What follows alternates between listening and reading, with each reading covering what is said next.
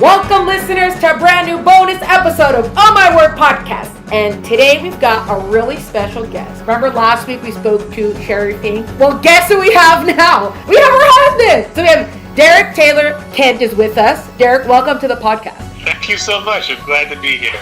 We are very glad to have you and find out all about you and hear the other half of the story. Derek is an author of lots of different books. Let's find out, first of all, how did you get into all this? Like, I'm going to write a book. What age group did you start with, etc.? How did all this come about? I've been writing children's books pretty seriously since I was about 15 years old. At that point in my life, I kind of became re-obsessed with Dr. Seuss. Like, I loved him when I was a little kid. I sort of became re-obsessed with him and hadn't read his complete library. I just kind of read everything he ever wrote, and I was working with a creative writing teacher at school who was kind of helping me write in a similar style. I always loved writing poetry and things in lyrical verse, and wordplay was like my favorite thing, just being funny with my writing. And so after really getting into it and absorbing myself in that, I really wanted to write my own children's picture book to start off with in a Dr. Seussian kind of style. So when I did that, when I was 15 years old in high school, I wrote this whole kind of series of picture books that I, at the time, intended for my mom to illustrate, who was a professional artist. And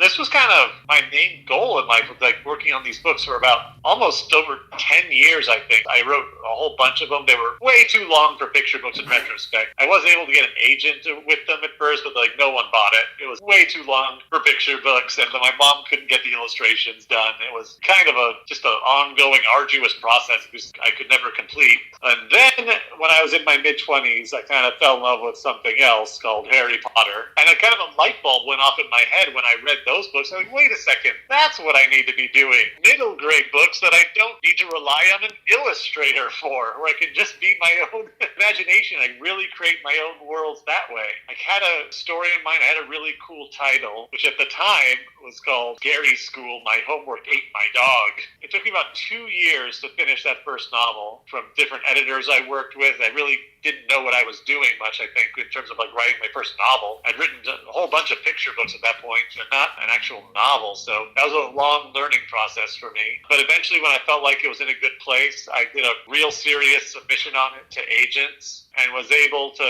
get an interest from an agent from it. And they submitted it all over all the big publishers, and everybody passed on it. One person won. But I did have sort of one little nibble from an editor at HarperCollins who said, you know what, I like this idea, Scary School, but what you kind of wrote was something that's kind of dark and very Harry Potter-ish, very influenced by that, kind of like a dark fantasy. But that was kind of more light funny, like the Scary School idea. If you could do something with that Scary School concept, but totally different, we think there could be something there. I was like, all right, didn't want to let that go. So right after I had that feedback, I absolutely just completely focused on nothing but that and wrote a whole new novel called Scary School in about 1 month. Wow.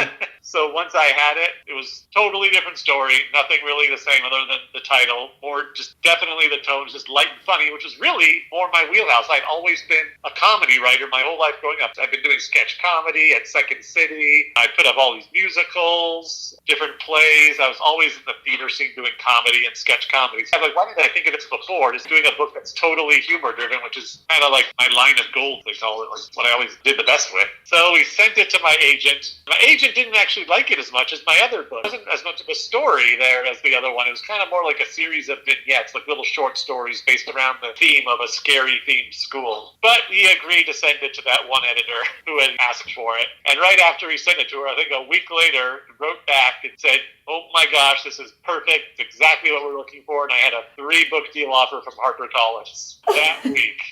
That is amazing. So that was about when I was almost 30 years old, working on this nonstop from when I was 15. Wow. So from there, yeah, things just kind of took off. I had a contract. I had to write books for them every year, new novels. They hired an amazing illustrator to do spot art on it. That took a good amount of time to do, but it was still a long wait before the first book would come out. But I had a really nice advance, the biggest paycheck I'd ever seen for my writing. And then later on, my next book deal, I ended up doing a picture book called El Perro con Sombrero, based on my dog that I got around that time period.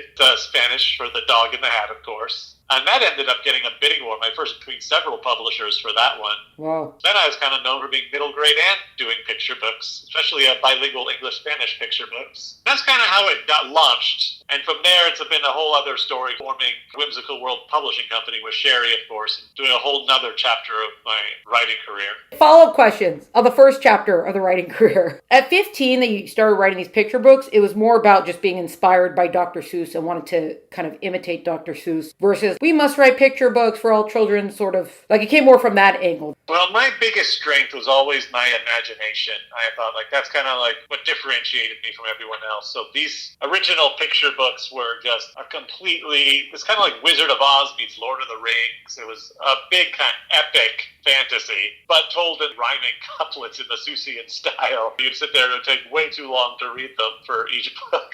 Picture books nowadays are supposed to be like, you can read them in 5 minutes, and these would be more like 20 to 30 minute reads. So I can see in retrospect why the other publishers weren't keen on them, but at the time I didn't really understand. I was definitely kind of frustrated and thought it was just because we couldn't get the illustrations done, or they just didn't understand my vision for the series. It was really just an outlet for my imagination. I thought of it in a way I love building worlds and just creating really different kind of stories than you'd normally see in picture books. That was my original inspiration. And I just love lyrical verse in terms of just style-wise. And I still write that way. A lot of my books are told in that same Seussian style. It's still just like been ingrained in my head ever since then.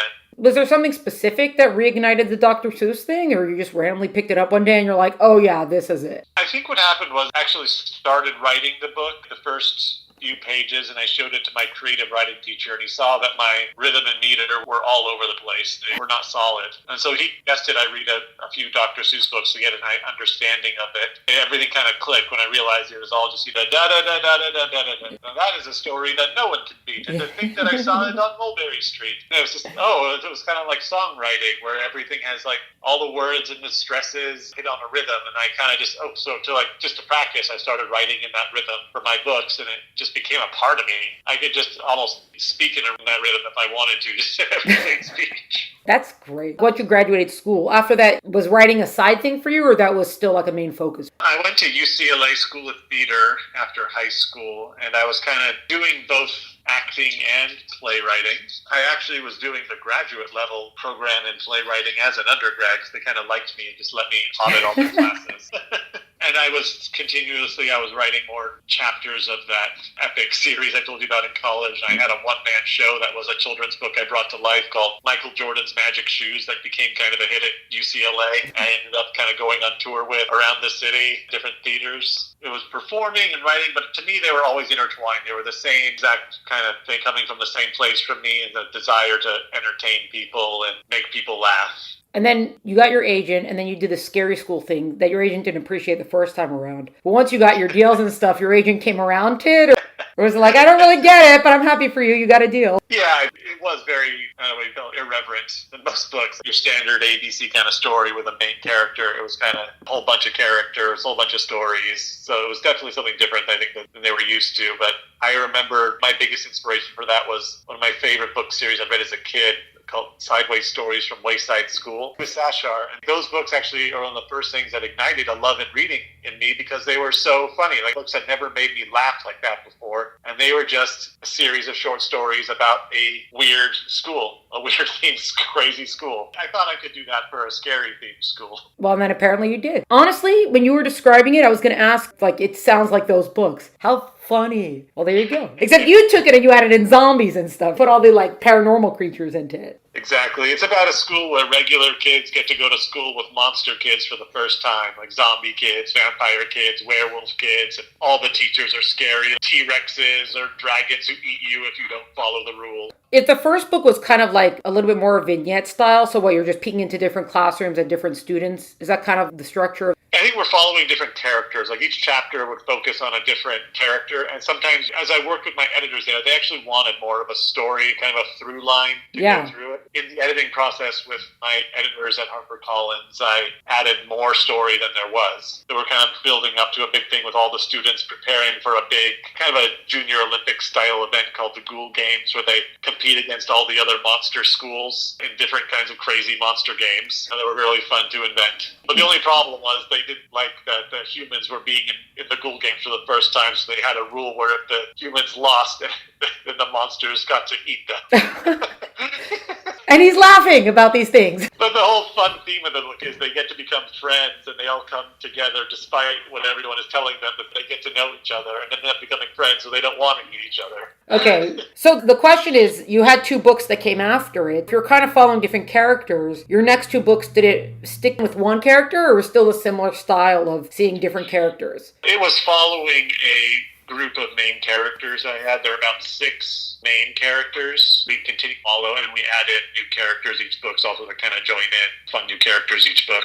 A little bit like an ensemble cast style. Yes. Very good. Going to the picture book, you said that was bilingual? Yes. So how did that even happen? Let's just also define it for people listening. Bilingual means what? Every word is translated, or some and some? What does that look like? You have the line in English on top and the same line in Spanish right underneath it. So you can read the book in both languages. Okay. I have 3 bilingual books so far. Wow. Yeah, it was just kind of a funny thing that came up one day where I was talking maybe about the Cat in the Hat, and a friend who spoke Spanish said, and what's funny is that in Spanish, a dog version would be El Perro con Sombrero. So in Spanish, the dog rhymes with dog in the hat, but in English, Cat in the Hat rhymes. We thought that was pretty funny.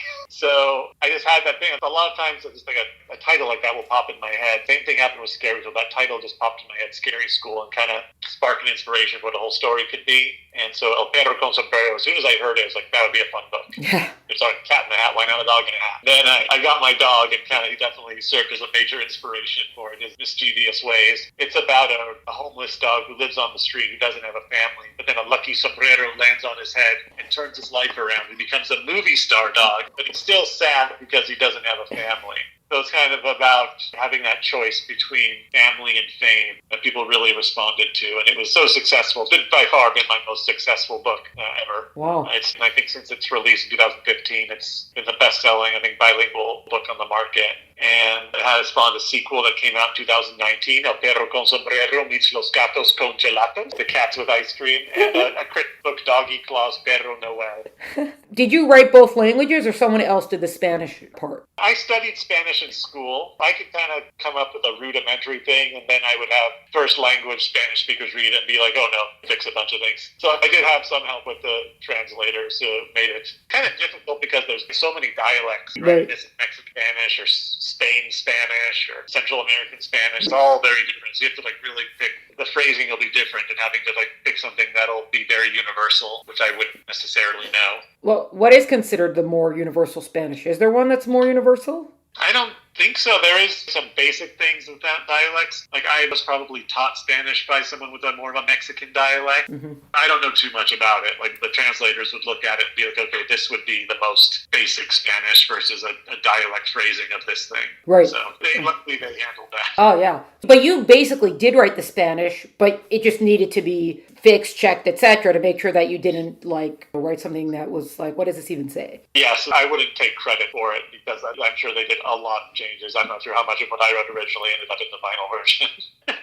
Well, yeah. When you had this idea for the picture book and you come to your agent and you're like, hey, I got a picture book now, was there any sort of reaction to you switching from middle grade over to picture book or doing something a slightly different style? Or was it just cool, let's just see who bites? I do think that they prefer that authors stick to one style because that's how you can really build an audience. For me, I just didn't interest me. I have to follow my inspiration. So I do stuff for all age groups. I've done baby board books, beginning counting books, a whole bunch of picture books. I think I've done up 7, 8 middle grade books now, ages 7 to 12, and even the grown-up books. I have a puzzle mystery thriller for the grown-up audience too. It's just I have to go with what I'm inspired to write with at a time.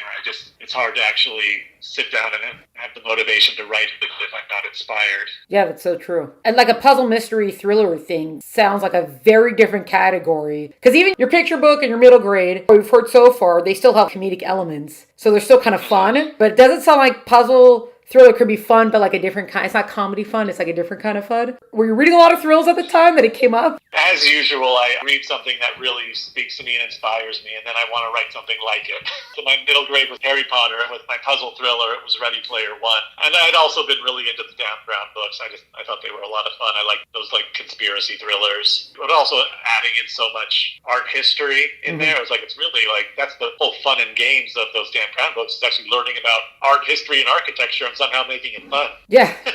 With Ready Player One, it was 80s pop culture. It's kind of creating a fun puzzle thriller based around 80s pop culture. I was reading, like, man, what would I write about if I were to write a puzzle adventure novel based on like my biggest passion? Immediately came to me, which was Stanley Kubrick. I have been obsessed with filmmaker Stanley Kubrick since I was 14 years old. And there was already so much cool symbolism and mystery and conspiracy theories around his movies already there. So I thought it'd be so fun to weave all of those into a fun story. The idea is that he created hidden puzzles within his movies that are leading to a mysterious treasure that he seems to have left behind for the sharp viewers. So that one, I was lucky enough to actually speak with Ernest Cline a few times, the writer of Ready Player One. I met him at a book signing and became a little bit of pen pal. I used to like write to him, asking him some things about it. And he actually recommended his editor to me, which was really nice of him. Yeah. And passing on it. But I found another publisher, which is something, a new kind of thing we had, which was a hybrid publisher. That Kubrick's Game was my first foray into hybrid publishing,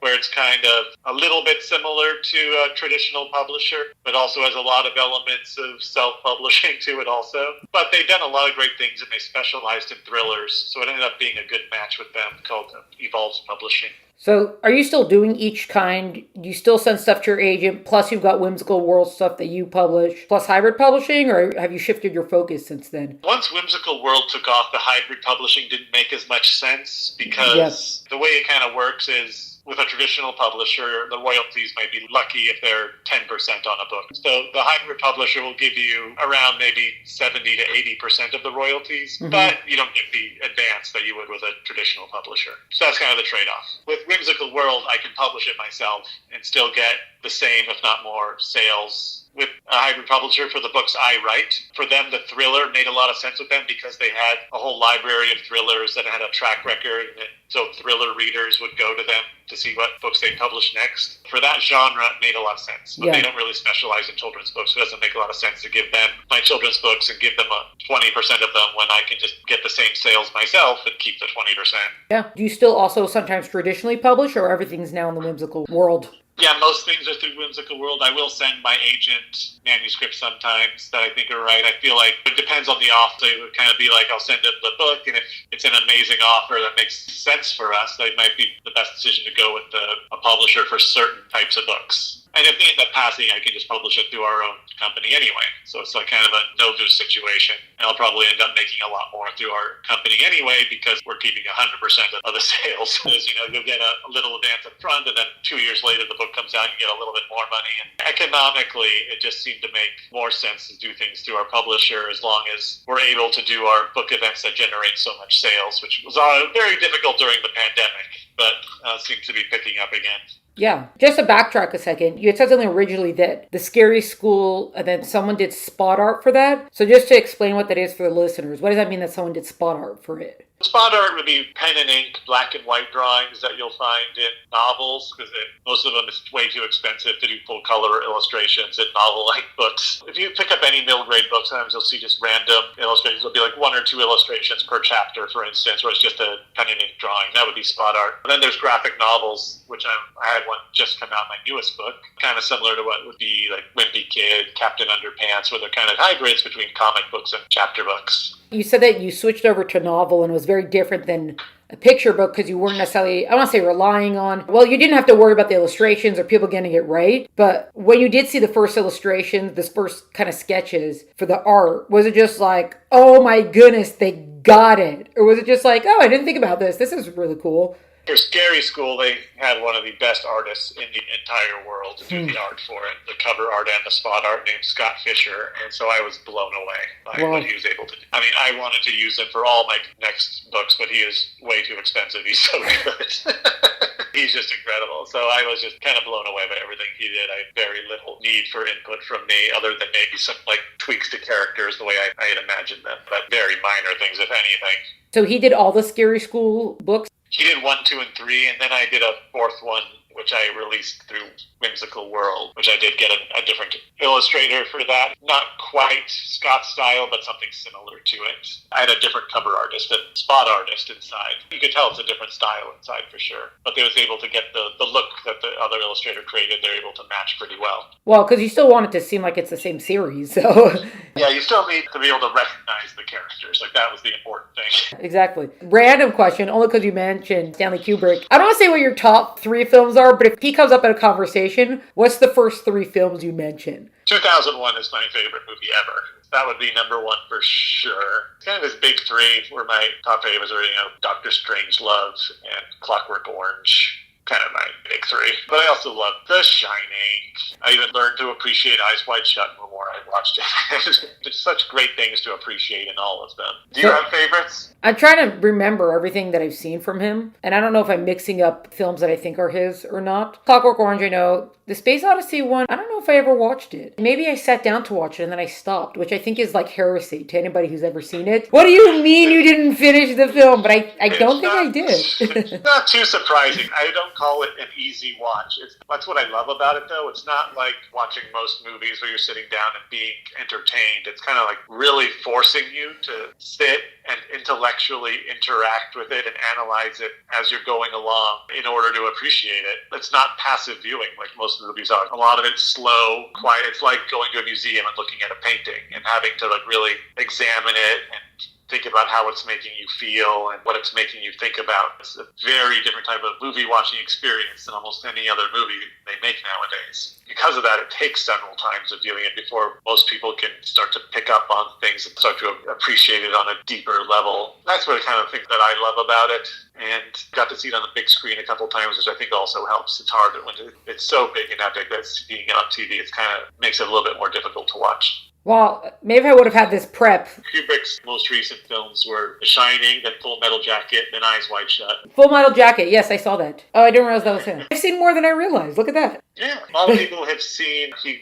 directed Spartacus. That wasn't really his script. He kind of was a director for hire on that one. I've seen Spartacus, yes. And Paths of Glory, Lolita. I'm just naming all of them. It's funny because when you pick up a book, the author's name is right there. You totally see what it is. Whether or not you remember the author name, whatever, but it's so evident. But you can watch a film and not have a clue of any of the people who are in the film. Even though they used to be very good about always showing names first, right now they don't necessarily do it. They kind of kick the names to the back. But it's like, oh, I didn't know that was him. Oh, hey, look at that. I guess it kind of fits your style also. It's like slightly odd. It gives it that uniqueness kind of. Yeah, I brought a lot of my vague humor sensibilities to the book. In a way, I kind of thought of it as a minor parody of Dan Brown books. In its essence, it's just such a silly concept of it being life-threatening stakes over this silly movie-themed treasure hunt.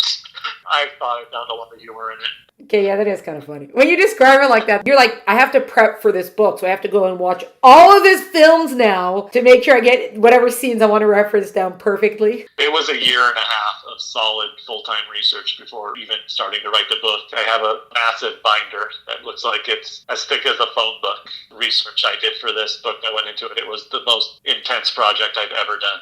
Did you already kind of know where you were going to go with the book? Or was just you had the general idea and you're like, well, I better start watching these films to figure out what kind of mystery I could set up with it? What's cool is that I actually got to work with consultants on this book. People who create treasure hunts and puzzles for a living.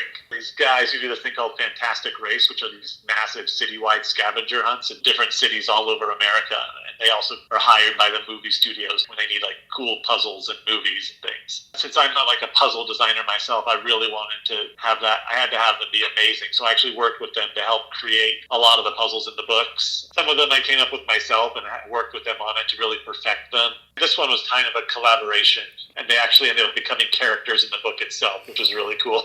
That is so cool. In the puzzle making process and collaborating with them, what's something that was like, oh, I didn't realize you have to do this when you're building a puzzle? Was there something like that came up? It was a long time ago. I wrote this back in 2016.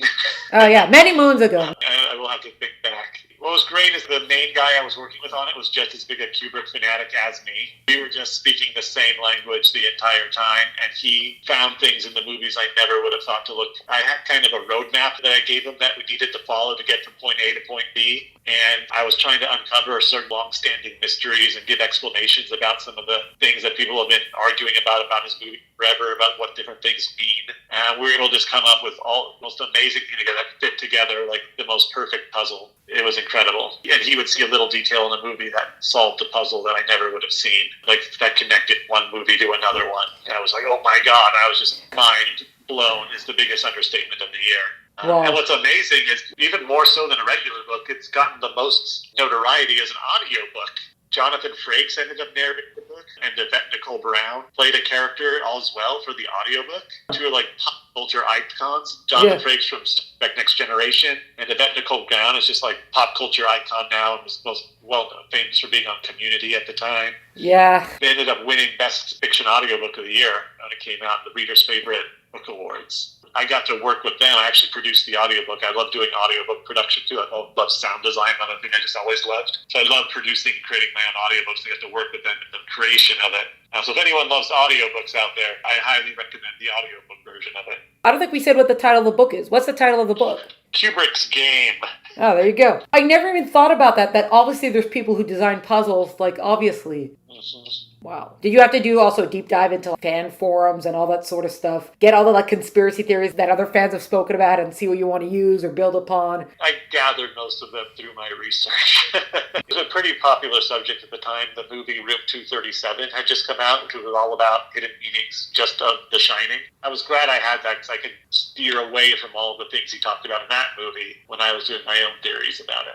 That actually sounds like so intense, but so much fun at the same time to build a puzzle like that. Wow. Well, just because, just for a couple minutes, let's just do, in case anybody, for some reason, hasn't listened to the interview we did with Sheri, just a little recap, a little bit about what Whimsical World is and a line or two about how that started, just to describe that, what a lot of your work is now. So I met Sheri at a school visit we both were invited to by a co-author, a friend who was also an author that we shared. So we met kind of in our element, just as two authors at this school, doing shows for the kids and then doing book signings afterwards. And then through several fortuitous meetups later at the Orange County Children's Book Festival and at San Diego Comic-Con. A few months after that, we started dating. And what was amazing was, of course, we fell in love and ended up getting married. And then we kind of combined all of our books and imaginations together to form a whole new company called Whimsical World. Her company was already called The Whimsical World of Sheri Fink. She was an absolute rock star in the self-publishing world. Couldn't even really call it self-publishing because it was more of like a successful entrepreneurial business. So we kind of more called it just independent publishing because she was doing it just as good as the big publishers were, if not better. So I learned so much from her and how she was running her business and doing plans. I didn't know you could really do that before. So once I learned about all that from her and we started doing events together, we'd share a booth, and like as our libraries grew and grew and our vision for the company grew, we officially created the company. And now we have just a solid plan that goes even 5 years out of all our titles we're going to have coming out and sticking to our mission, which is to inspire, delight, and educate children of all ages while planting seeds of self-esteem and high achievement. And we do that through our books, through magical live events, school visits, whimsical merchandise, speaking events, and even mentoring authors who are looking to create their own author businesses. And so you'll collaborate on a bunch of works, but also work on your own independent projects at the same time? Books we've collaborated on were the Counting book was our first one, called Counting Sea Life with the Little Seahorse. Oh, I saw that one. We did a coloring book together that kind of just combines all of our coloring pages of all of our books. And other than that, the collaborations we'll still write our own books, but then we collaborate on the marketing plan for the books and how we're going to launch it, help each other edit the books too. So it's working together while still kind of also writing our own books, because we do have different styles that we write in. Her books are more geared towards social emotional learning, and my books are more geared towards humor and STEM learning. The Whimsical World books might be written by either one of you. Everything that comes after that of getting the book out is where the collaboration is. Yes. Okay, now here's the other question. Who's writing the rom-com about these two authors who met at a school visit? And then when you say fortuitous meetings, was it? Did you know she was going to be in those places when you showed up there? So who's writing the rom-com is what I want to know. You're right. It was all planned. That is a good idea, though. I hadn't thought of it. Oh, you're welcome. It seems so mundane to us. It's our boring lives. What are you talking about? You might have to remove yourselves from the story and, rename the characters. Rom-com, an autobiography or something. Whenever it comes out, I look forward to reading it. Okay, we'll definitely think about it. Yeah, right. You're like, oh, good, now we'll write it. We'll get it on the Hallmark channel. Oh, that's what you got to do. You got to set it around the holiday times. That's right. This has been a very productive interview. Yes. With that said, though, okay, so I'm not giving up hope, but let's do our regular wrap-up of I really like it when, and then writers, editors, publishers, book covers, stories, librarians, book events, whatever. Choosing anything story-related, choosing one thing, I really like it when, and then choosing any one of those things, I really don't like when. How would you complete those sentences? Really love it when parents will write to me after they bought a book for their kids and tell me that their kid had the hardest time reading before and just didn't like it, could never find a book they liked. But ever since they read your book, now I can't get them to stop reading. That's kind of the thing that makes it everything worthwhile that we do. I feel like what I love the most about what I do is when I get to read letters or emails like that, or how I hear about how it inspired a kid to become an author themselves, and now they've written their own book because they wanted to be a storyteller or write a scary book like mine. Those are the best things about it, I think. Yeah, that's great. What don't I like? Boy, I don't like when I discover I've made a mistake in one of my books and I didn't catch it during the editing process. Yes! Why does that happen? It happened a lot. Like in my book, Doggy Claws, I remember there's a page you'll find on there where the dog just doesn't have a tail. The illustrator forgot to put it in. And it's like, it bothers me every time I see it now. In the chapter book, you could definitely find some typos and they will drive me insane. And I have to go back and remember that for when we do the second printing comes down, we go back and fix it before the next printing. In the counting book, we're teaching kids how to count, literally. And they have to count 13 seals, and there were literally 12 seals on the page. We messed up job number one here. We didn't catch the illustrator. Forgot to put in one of the seals. And we have to go back. We literally had to print out 1,000 stickers of the seal. In every single book, we had to go in and put the sticker on it so if the numbers matched the words. When did you see that the seal was missing? Did someone tell you that you already started selling it? Yeah, someone had to tell us. Like a parent had to write to us and be like, I can't find that 13th seal. And we're like, no, it already done the printing. So it was like con one around here, getting all of our books, all thousands of the books we did our first printing on, getting these stickers made quickly before the next book event so we didn't mess up. Wow. Get more angry letters. I'm glad you're laughing about it now. I'm glad at least for a picture book you could put a colored sticker on it. You can't necessarily do that for... Lesson learned. It shows you how detail-oriented you have to be in the editing process because it is real easy for those things to happen. Yeah. Well, you probably also looked at the book 4,000 times before it went out also. And it's it still happens. Yeah, the problem is when you're going back and forth in the illustrations and giving notes, they're working with different files each time and moving things around. So, it may have been there in one iteration and the next iteration it's gone and you don't expect to look for it again. The first time it was there, the second time it's gone. Stressful time in the process when you're doing these illustrations is things that you approved before, something changed the next time without you knowing. Those are the words to the wise that we'll end off with. Derek, thank you so much for joining me today. It's been a lot of fun speaking with you. Thanks, you too. This was a bonus episode of Oh My Word podcast featuring author Derek Taylor Kent. To find out more about Derek and his work, please visit the link in the episode notes. To find out more about Oh My Word podcast and to keep track of all the great stuff we're up to, please follow us on Instagram at Oh My Word podcast, but check us out at eltenenbaum.com. Music is by Tim Burke. Thanks so much for joining us. Catch you next time.